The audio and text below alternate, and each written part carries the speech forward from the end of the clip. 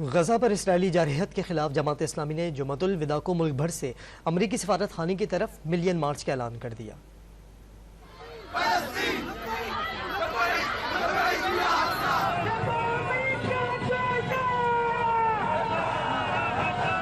غزہ میں اسرائیلی جارحیت کے خلاف جماعت اسلامی کے تحت ملک کے مختلف شہروں میں ریلیاں نکالی گئیں اور احتجاج کیا گیا۔ اسلام آباد میں غزہ مارچ سے خطاب میں سراج الحق نے کہا کہ پاکستانی عوام غزہ کے ساتھ ہیں۔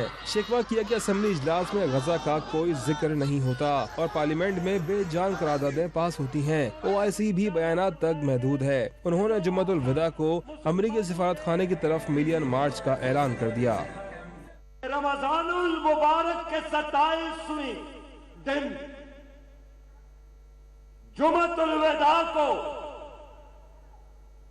ہم نے ملک بھر سے امریکی سفارت خانے کی طرف دوبارہ آنا ہے اور ملین لوگوں کو ساتھ لائیں گے انشاءاللہ تعالی۔ کراچی میں بھی MA جناح روڈ پر نمائش سے سی بریز تک احتجاجی ریلی نکالی گئی۔ حافظ نعیم کا کہنا تھا کہ ہزاروں اشارتوں کے بعد بھی امریکہ اسرائیل کی پشت پناہی کر رہا ہے۔ غزہ کی جو صورتحال ہے اس میں مسلسل بمباری کی جا رہی ہے۔ 31,000 سے زائد لوگ شہید ہو گئے ہیں اور 25,000 سے زائد بچے اور عورتیں شہید ہوئی ہیں۔